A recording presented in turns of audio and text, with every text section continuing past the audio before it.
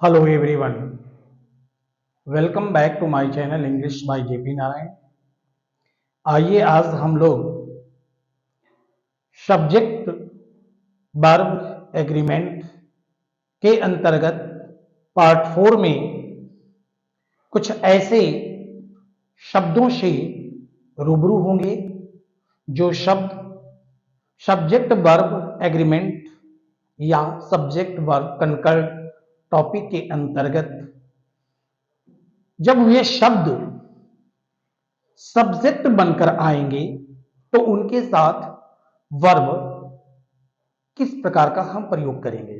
I mean singular करेंगे या plural करेंगे। तो इस सब्जेक्ट का वर्ब का जो एग्रीमेंट है इसको हम जानने का प्रयास करेंगे।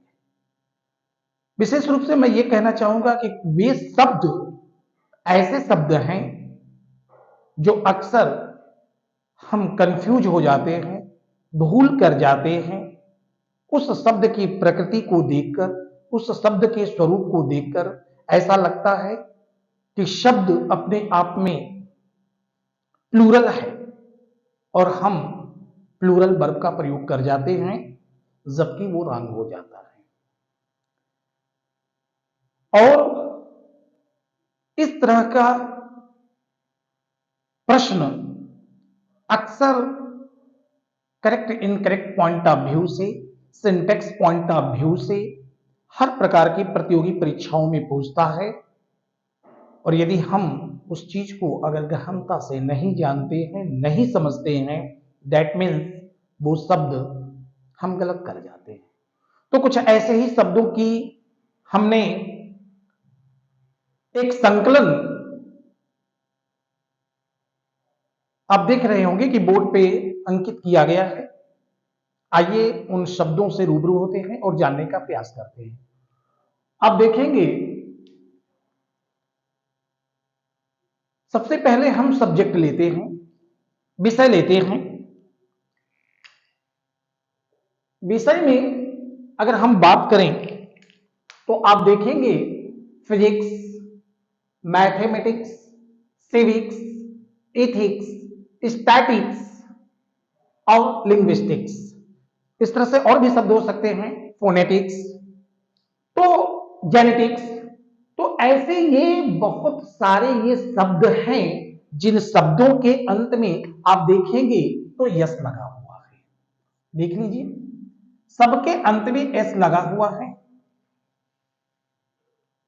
और आप जानते हैं कि जब यस लगा रहता है तो हम उसे प्लूरल समझ बैठते हैं। कैसे? देखिए, अगर मान लीजिए बॉय है, एक लड़का, सिंगुलर, अगर हम इसी बॉय में हम यस जोड़ दें तो ये हो जाएगा प्लूरल, लड़के। बॉय मीन्स लड़का, बॉयज मीन्स लड़के। क्यों हमने इसको प्लूरल मान लिया? क्योंकि इसमें यस लगा है। और इसी तर्क के आधार पर हम ये समझ बैठते हैं कि ये जो विषय के निम्न दिए गए हैं, इन विषयों के निम्न में आप देखेंगे कि at the end of each subject there is S, और हम इसको प्लूरल समझ बैठते हैं। फिजिक्स, मैथमेटिक्स, सिविक्स, ये सबको हम प्लूरल समझ बैठते हैं।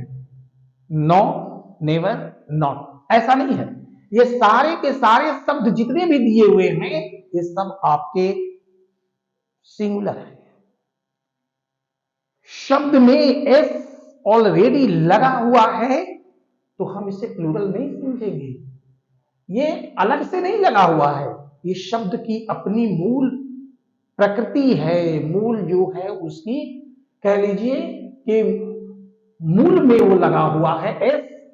अगर इसको हटा दीजिए तो इसका अर्थ कुछ और हो जाएगा। तो एस लगा हुआ है, ये सभी शब्द सिंगुलर है। इनके साथ हम सिंगुलर वर्ब का ही प्रयोग करेंगे।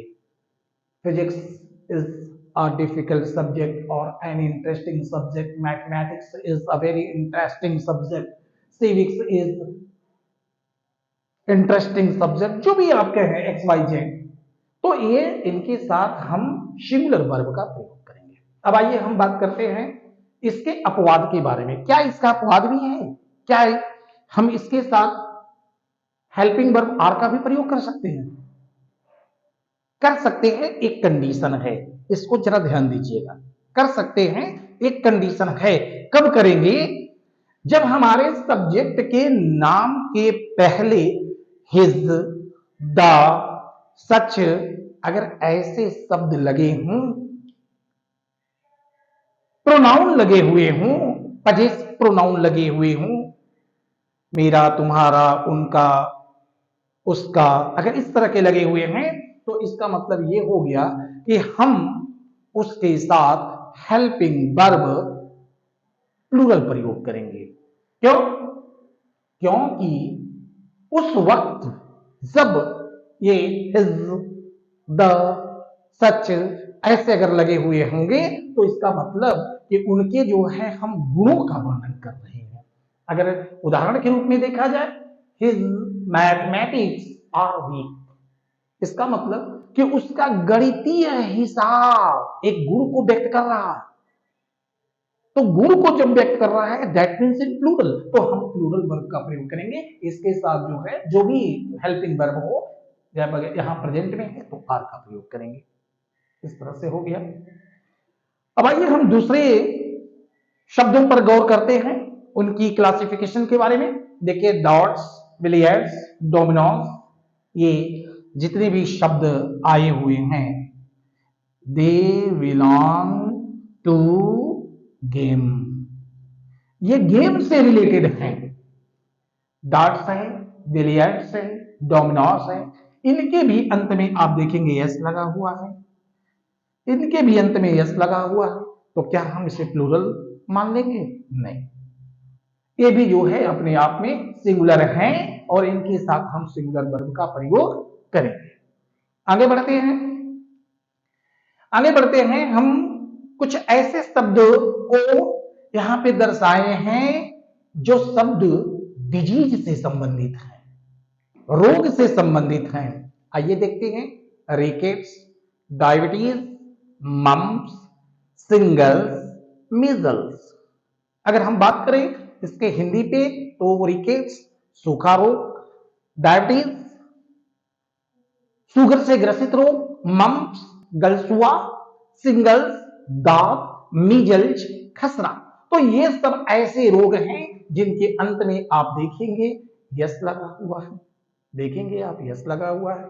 तो क्या ये प्लूरल है? नॉट, ये भी प्लूरल नहीं है, ये सब के सब सिंगुलर्स हैं। तो इनके साथ हम हेल्पिंग वर्ब सिंगुलर ही प्रयोग करेंगे। आइए आगे बात करते हैं। कुछ ऐसे भी प्रॉपर नाउन होते हैं, कुछ ऐसे भी प्रॉपर नाउन होते हैं जिनके अंत में यस लगा होगा और वहां भी हम due to lack of study, due to lack of knowledge हम अक्सर भूल कर जाते हैं।